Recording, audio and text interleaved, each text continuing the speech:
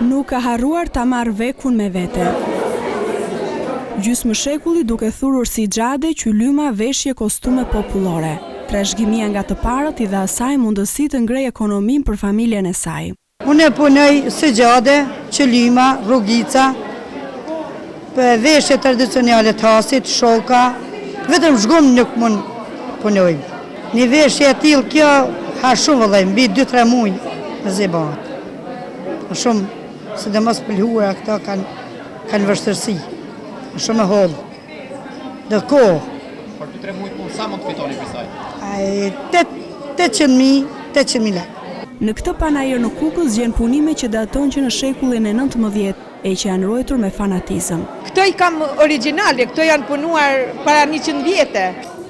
Edhe pse invalide, Zyhra Ahmetaj ka ardhur nga Bajramculli me një numër të madh veshjesh dhe punime dore.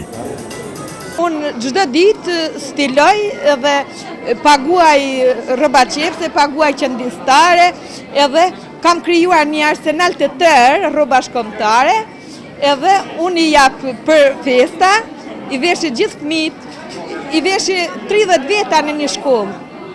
Në këtë panajir të cilësuar si ndër modelet e panajireve artizane të krahinës së Lumës, Hasit dhe Malsisë së Gjakovës, nuk mungoi studiuesja e trashëgimisë kulturore dhe etnografike Afërdita Unuzi. Shumë gra, siç e thash pak më përpara, janë në shtëpi ndihen të pavlerësuara, ndërkohë që dinë të bëjnë kryevepra të tilla, që dinë të pasqyrojnë gjëra kaq interesante qoftë në endje qilima, segjade, punime me gret, qëndisje.